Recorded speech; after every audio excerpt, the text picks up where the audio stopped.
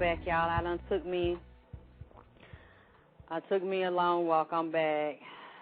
Oh, I want to see if anybody had any questions. Anybody want to call in with any questions or comments? 215, you there? Do you have any questions or comments? 215.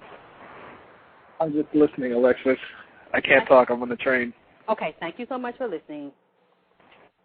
111, hey, you there? You got any questions or comments? 111. Hi, Alexyss. How you doing? I'm just here listening, doing a great job. Hey, thank you so much for listening. This is Justice. I was just saying, I'm so happy I found this show. It's a new experience for me. I'm sad that I see so many women that are emotionally hurt, but you're doing an outstanding job, and keep doing what you're doing, young lady. Thank you so much for supporting me. 248, you have a question or comment? 248, or you just listening? I'm just listening. Thank you so much for listening. 919, question or comment, 919? No, Queen, I just want you to send me your information. I have the computer crashed and I lost your information. Okay, I will do that. 772, do you have a question or comment, 772, or you just listening? This is Selena. I'm the one who sent you the email on YouTube. Hey! Hey, how are you doing? Fine. You want to talk or you just want to listen? Yeah, no, I was listening to everything, and my mom was listening too, and I know it was hard hearing the truth, but it was very much needed. Wow. It was, and I mean, everything that you said was, it was eye-opening, and I was looking at some of the comments. I'm like, yeah, I mean, when you're in the situation, it's just like a big blur, but it's like now looking at it and hearing the things that you have to say, it's just so enlightening. How many months are you pregnant? I'm going on 8 months. Oh, do you know what you're going to have? I'm going to have a little girl, and you I'm gotta so let me know when you have it and send me a picture. Definitely. I mean, like I was telling everyone, you have been such an inspiration to me. When I first got on YouTube and I seen your videos, I was just like, Ma, come see this. She is awesome. And so I was like, oh like, my wow. God. She was like, yeah, because she's from Trinidad. She's like, yeah, she's checking it. You need to take that and listen to her. She's telling you the truth. Wow. But yeah. So has your mom, she's always tried to be there for you or support you, or did you know these things? Did she talk to you this way, like before you met him?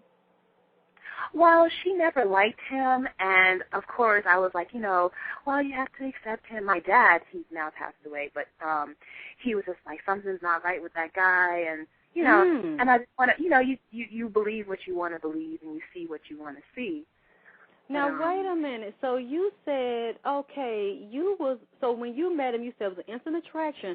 Now, after you met him, that's when you took him home to meet Mom and Dad? No, I never took them home because they live about 4 hours away, and I was in Fort Lauderdale. But it was through the phone, conversations, kind of, stuff like that, just speaking on the phone to them. Never took him to meet them. So you saying from them talking to him on the phone, they said something's not right? Yes. Wow. Yeah. And I just thought that they just didn't want me to be with anyone because, like Caribbean folks, they don't ever want you to date or get married until you have, like, your doctorate's degree and plenty of money. That's smart. So, yeah, it is. I don't know what happened to me. Had me like that, but you finished school, and that's so important. It's like I wish I had that guidance, that kind of mother and father like you had younger. I had to, learn the hard way.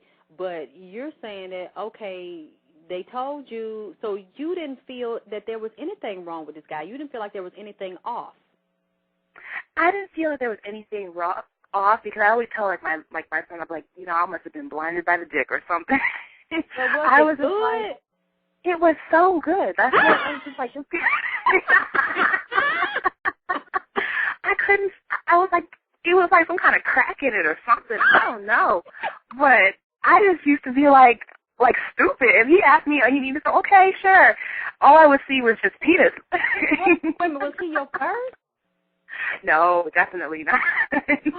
But go ahead. It's just, I don't know what it was. It was just the fact that, he was always there in reference to always being there, doing all, I'm fixing things, I'm bringing groceries, type dude that I never had that before. Because I don't know. I just never used to really give people a chance like that.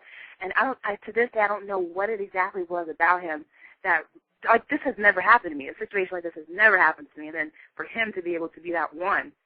Wow. Dang, I try to, like, psychoanalyze it. But you made me kind of analyze it in the way you were, like, telling me about, you know, what it was that I was doing wrong. I was like, okay, well, that's what it was. You know, not seeing what was really there, just seeing what I wanted to see. Yeah, because you're still not really telling me what you really, really knew about his background. He was showing you what he knew you wanted to see. Right. So it looks like he... Right, and I think I was kind of selfish, and I was just, you know, as long as he's doing what I need him to do, then that's all that really matters. Bump to try to research him and find out, and that is my mistake, and that is where I am wrong. Oh, so that's you said bump it because the dick good. I was blinded by the dick.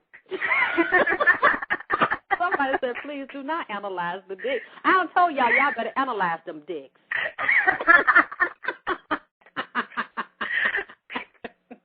Hey, I can take it. When I'm wrong, I can take it. I can take all the scrutiny. Don't worry.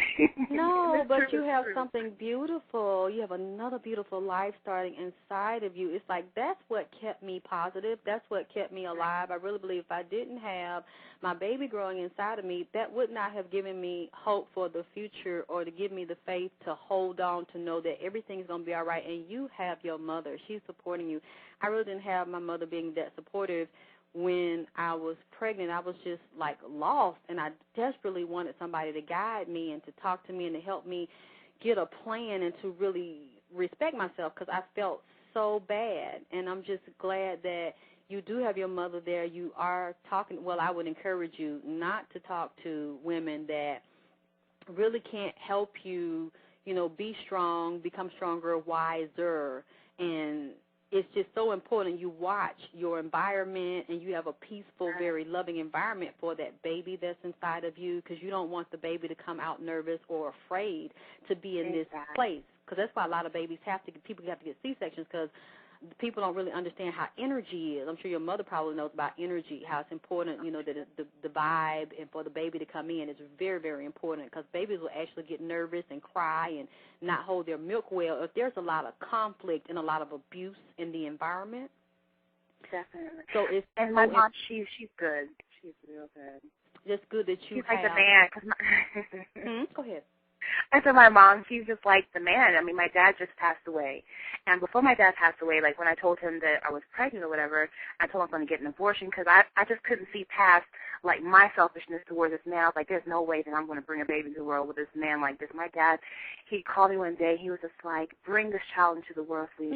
He's like, don't be afraid of being a good mother. It's in you. You take care of me because my dad was sick for many years, and I took care of him. And so when he passed away, it started all to make sense because now it's just me and my mom. Now we have a baby, and I'm the only child between my mom and dad. And so this child has people just come by bringing gifts. When I didn't even know how I was going to take care of the child. Before my dad died, his last words to me, he's like, Selena, you know, you worry too much. God is going to take care of everything. And then one day I checked my email, and the school that I'm going to, that I was that finishing my master's degree with, they're like, oh, your budget just came in, and you have $10,000 extra. Do you want to take it? I was like, I started crying. I got on my knees. I was like, God, you are so good. I'm so sorry for even doubting you. I got everything for the baby. To this day, people are still dropping off stuff for the baby. So it's just like it's been such a blessing.